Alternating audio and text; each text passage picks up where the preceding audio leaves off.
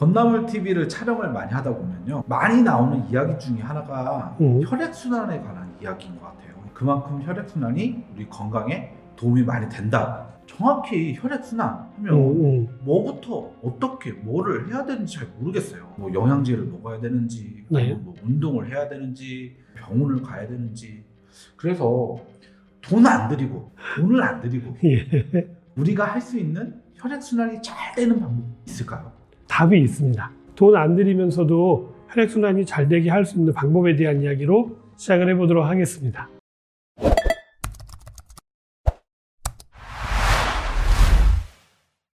혈액순환에 대한 얘기를 먼저 해드려야 될 것 같은데요. 결국은 혈액순환이라고 하는 것은 심장의 펌핑 운동에 의해서 순환이 되어지는 것을 혈액순환이라고 알고 있습니다. 그리고 이 펌핑이 더 잘 되게 하기 위해서는 아무래도 우리가 움직임, 즉 운동이 필요하겠죠. 운동 중에서도 심장 박동수를 높일 수 있는 것들이 바로 유산소 운동이라고 이야기하는 것입니다. 이런 운동들을 포괄적으로 뭐라고 말하냐면 심폐운동이라고 얘기하죠. 약간 숨이 가쁠 정도의 강도를 가지고 운동을 하셔야 되고요. 아무래도 숨이 가쁘다 보면 심장 박동수만 올라가는 게 아니고요. 호흡량도 같이 높아질 수 있는 운동이 될 수 있는 게 바로 심폐운동이라고 하는 것입니다. 여기에서도 문제가 있을 수 있는데요. 중요한 것은 최대 심박수입니다. 최대 심박수라고 하는 단어를 아마 처음 들어보신 분도 계실 텐데요. 운동하다가도 생각보다 많으신 분들이 돌아가시거든요. 그 이유 중에 하나가 바로 심장마비입니다. 최대 심박수 이상의 무리한 운동을 하셨을 때 이러한 사고가 발생하는 거죠. 최대 심박수라고 하는 건 내 심장이 견뎌낼 수 있는 어떤 최대 수치를 이야기하는데요. 최대 심박수를 알아볼 수 있는 아주 간단한 공식이 있습니다. 220에서 자기의 나이를 빼면 되는 겁니다. 예를 하나 들어볼게요. 72세 되신 남성분이 있다고 하신다면 이런 경우에 220에서 72를 빼면 148이 나오거든요. 정상적인 맥박이라고 하면은 1분 동안에 약 60번에서 70번 정도 뛰는 게 정상이라고 이야기하는데요. 움직임이 많아지면 많아질수록 심장 박동수는 높아질 수밖에 없습니다. 무한정 높아지면 문제가 될 수가 있기 때문에 아까 72세 같은 경우에는 148번을 넘지 않도록 하셔야 되는데, 그러면 내가 평상시에 내 맥박이 몇 번인지를 알고 계시는 것도 중요할 거고요. 무리하게 움직일 때도 맥박수가 몇인지를 알아보셔야 되는데, 헬스장 가시면 러닝머신이 있는 거 알고 계시죠? 거기 뛰어보신 경험도 있으실 텐데 거기 보시면 이렇게 손을 딱 집으면 바로 거기에 맥박수가 나오게끔 되어져 있습니다. 그 맥박수가 왜 나오는 거냐면 자기의 최대 심박수를 넘지 않도록 뛰는 페이스를 조절해라 라는 의미로 거기에 맥박이 나오는 거고요. 스마트 시계라고 많이 알려져 있죠. 시계만 가지고도 자기의 맥박을 측정하거나 아니면 뭐 스마트폰에도 맥박을 측정할 수 있는 기구가 있는 스마트폰도 있거든요. 그런 것들을 통해서 자기가 움직일 때 맥박수가 얼마나 되는지를 확인하시는 것도 굉장히 중요하다고 얘기할 수 있습니다. 운동이 혈액순환에 좋은 거 다 알고 계시겠지만 무리하게 운동하셨다가는 오히려 몸이 망가질 수도 있기 때문에 꼭 최대 심박수를 적절하게 조절하시고 유산소 운동 중심으로 하셔야 혈액순환에 도움이 된다라고 말씀드릴 수가 있는 거죠. 운동 말고요. 운동 말고 쉽고 간단하고 효과가 좋은 혈액순환 방법 좀 알려주세요. 역시 예리하게 질문을 하시네요. 그렇다면 좀 많이 움직이지 않으면서도 혈액순환에 도움이 되는 방법들을 좀 알려드리자면요. 그 중에 가장 효과적으로 쓸 수 있는 방법이 바로 반신욕입니다. 동양의학에서 수승화강이라고 해가지고요. 물의 기운을 올리고 불의 기운을 내린다라는 의미를 가지고 있거든요. 원래 물은 차가운 것을 의미하고요. 불은 뜨거운 것을 의미합니다. 차가운 물을 따뜻하게 데워서 위로 올리고 뜨거워진 것들을 식혀서 밑으로 내린다라는 의미를 가지고 있는 게 바로 수승화강이라고 하는 겁니다. 대류 현상을 이용하는 건데요. 발이 따뜻해져야지 위로 올라올 거고 머리가 차가워야지 밑으로 내려갈 거니까 뭘 유도하는 거예요? 혈액순환을 유도하는 게 바로 이 수승화강을 이용하고 두환족욕을 이용하는 것입니다. 그렇게 하기에 가장 대표적인 게 바로 뭐냐면 반신욕이죠. 반신욕만 이 역할을 하는 것들이 아니라 각탕이라고 들어보셨나요? 각탕도 그런 역할을 하고요. 족탕 또는 뭐 족욕이라고 하는 것도 같은 원리를 이용해서 혈액순환을 돕는 역할을 하는 게 바로 이러한 역할들입니다. 각탕은 아마 처음 들어보신 분들도 계실 텐데요. 종아리까지 잠길 수 있도록 따뜻한 물을 담는 것입니다. 왜 종아리까지 담가야지 효과적이라고 얘기하냐면 발도 펌핑 역할을 하지만 종아리도 펌핑 역할을 한다는 얘기, 종아리를 따뜻하게 해줌으로 인해서 혈액순환을 훨씬 더 도와줄 수가 있기 때문에 각탕을 하시는 것도 권장해 드리는데요. 아무래도 반신욕은 물도 많이 사용되어져야 되고 어떤 공간이라든지 여건이 허락돼야지 쉽게 하실 수가 있는데, 각탕은 반신욕과 거의 비슷한 효과를 나타낼 수 있으면서도 좁은 공간에서 쉽게 하실 수 있는 특징을 가지고 있습니다. 대신 꼭 종아리가 다 잠길 정도의 물을 받아서 사용하시는 게 굉장히 중요하고요. 족욕은 아주 쉽긴 하지만 효과가 아주 뛰어나지는 않습니다. 가급적이면 반신욕이 가장 좋고, 반신욕과 거의 버금가는 게 각탕이고, 피로를 풀기 위해서 쓰겠다 하시면 족욕을 하시는 것도 권장해 드립니다. 그럼 구체적으로 몇 도시에서 몇 분 동안 해야 되느냐, 이렇게 또 얘기를 해달라고 하시더라고요. 이런 모든 것들의 가장 기초적인 것들은 온열요법이라고 이야기합니다. 결국은 몸을 따뜻하게 해서 혈액순환을 촉진하는 방법인데요.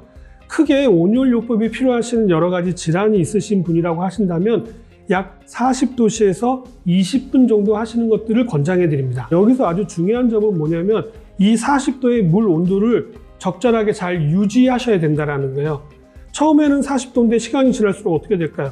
점점점 온도가 떨어지겠죠. 그러면 효과도 같이 떨어지기 때문에 40도씨의 온도를 꼭 잘 유지하시는 게 중요합니다. 두 번째로는 몸이 너무 많이 찌뿌둥하고 근육이 뭉쳐있고 피로도가 너무 높다라고 하신다면 약 38도씨 정도의 온도에서 약 한 15분 정도 하시는 것들을 권장해 드립니다. 그리고 마지막으로 평상시에 내 몸의 건강을 유지했으면 좋겠다, 내지는 좀 숙면을 잤으면 좋겠다라고 생각하시는 분들이라면 38도씨 이하에서 약 한 10분 정도만 하시는 것들을 권장해 드립니다. 이 중에서도 제가 반신욕을 적극적으로 권장해 드린다고 말씀을 드렸는데요. 거기에는 사실은 이유가 있습니다.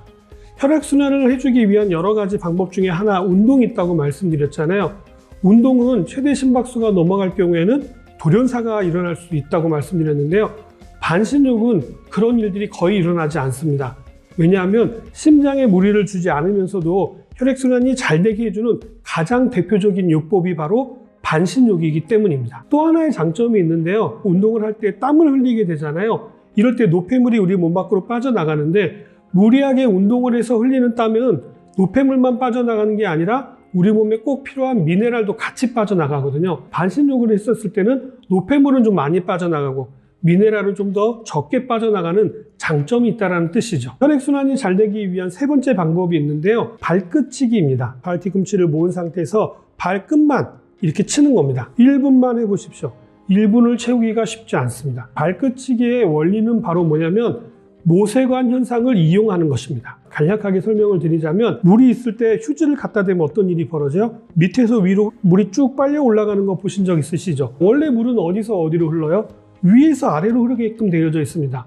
그런데 이 모세관 현상을 이용하게 되면 아래에 있는 물도 어디로 올릴 수 있어요? 위로 올릴 수 있는 힘이 만들어지는 겁니다. 발끝을 자극함으로 인해 가지고 이 모세혈관들을 자극해 가지고 혈액순환이 잘 될 수 있도록 유도해내는 게 바로 발끝치기입니다. 온실 속에서 가만히 있는 화초가 잘 자랄까요? 아니면 바깥에서 비바람 맞고 흔들리는 화초가 더 잘 자랄까요? 흔들리는 화초가 훨씬 더 잘 자랍니다. 운동성을 주어지기 때문에 순환이 잘 된다는 거죠. 마찬가지입니다. 앉아서 하셔도 되고요. 누워서 하셔도 됩니다. 의자에 앉아서 하셔도 상관은 없습니다. 효과를 보시려면 적어도 1분 이상 꾸준히 하시는 게 도움이 되실 거고요. 마지막으로 네 번째 운동인데요. 모관 운동법입니다. 일본의 자연요법의 대가이신 니시 박사가 만들어낸 운동법인데요. 누워서 손과 발을 천정을 향해서 드시는 겁니다. 이게 디귿자가 되겠죠. 그리고 어떻게 하는가? 떨어주는 겁니다. 발끝치기와 같은 원리인데요. 모세혈관을 자극함으로 인해 가지고 혈액순환을 유도하는데요. 손발이 차신 분 같은 경우라면 아침, 점심, 저녁으로 3번만 하셔도 손발이 따뜻해지는 것들을 금방 느끼실 수 있을 정도로 효과가 굉장히 뛰어납니다. 모든 혈액순환의 중심은 심장이라고 알고 있던 것들의 관점을 모세혈관 쪽으로 바꾸신 분이 바로 니시 박사라고 하신 분이시고요. 이분이 만들어낸 운동법이 바로 누워서 디귿자 모양으로 손발을 들고 막 흔들어 주시는 겁니다. 1분 이상 흔드실수록 효과는 배가 됩니다. 처음부터 하기가 쉽지 않기 때문에 점진적으로 시간을 늘려서 사용하시면 도움이 되실 것 같습니다. 이러한 방법 말고도 온열요법이라고 해서 몸만 따뜻하게 해도 혈액순환이 잘 되는 거 알고 계시죠? 왜냐하면 근육이 이완되기 때문에 혈관도 근육입니다. 그래서 따뜻하게 해주면 이완이 돼서 넓어지거든요. 그러니까 훨씬 더 혈액순환이 잘 될 수 있게 되고요. 마사지 하는 것도 도움이 될 수가 있고 목욕을 하는 것도 도움이 될 수 있고요. 이러한 모든 요법들이 어디에 좋다라고 알려져 있냐면 면역력을 높이는 요법으로 알려져 있습니다. 그 이유는 이런 요법 자체가 면역력을 높였다기보다는 혈액순환이 잘 됨으로 인해서 자연스럽게 면역력이 좋아졌다라고 보는 게 원리적으로 맞다라는 거죠. 비용이 들지 않으면서 혈액순환이 잘 될 수 있는 요법에 대해서 질문하셨는데 어떻게 좀 도움이 되셨나요? 처음에는 운동입니다. 그러나 운동에서 주의하실 점은 최대 심박수를 꼭 체크해 보시라는 거고요. 두 번째는 반신욕에 대한 얘기를 해드렸고요. 세 번째는 발끝치기, 그리고 네 번째는 모관 운동법에 대한 얘기를 해드렸습니다. 다음에는 좀 더 도움이 될 만한 내용 가지고 다시 찾아뵙도록 하겠습니다. 감사합니다.